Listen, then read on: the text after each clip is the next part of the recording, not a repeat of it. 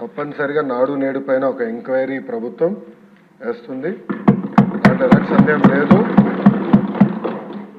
Agreements ఏంటి, గతంలో ఎవరికి ఇచ్చారు ఈ వర్క్లు, ఎందుకు పనులు సరిగా జరగలేదు, నాసరికైన పనులు జరిగినాయి అనేది పేపర్లో కూడా గతంలో వచ్చింది. దానిపైన తప్పనిసరిగా ఎంక్వైరీ చేస్తాం. రెండోది సాంబశివరావు గారు చెప్పినట్లు ఫేజ్ 1లో కొన్ని భవనాలు కట్టారు, కానీ అది మూసేశారు, అంటే వాడట్లేదు. ఏకంగా స్కూల్స్నే మూసేసే పరిస్థితికి వచ్చారు.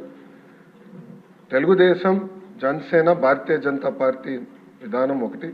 ప్రభుత్వ పాఠశాలల్ని మేము బలోపేతం చేస్తాం. ప్రైవేట్ పాఠశాలలకి ధీటుగా ప్రభుత్వ పాఠశాలలు తీర్చిదిద్దాలనేది మా లక్ష్యం. అందుకే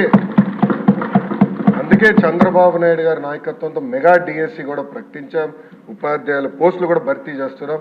నెక్స్ట్ ఇయర్ ఏదైతే స్కూల్ ఓపెన్ అయ్యే సమయానికి ఉపాధ్యాయులు కూడా పకడ్బందీగా మేము ఏర్పాటు చేస్తాం.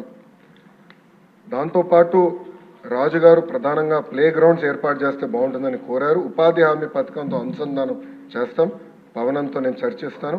ఆయనతో పాటు మన స్పోర్ట్స్ మినిస్టర్తో కూడా ఆల్రెడీ డిస్కషన్ చేశాను.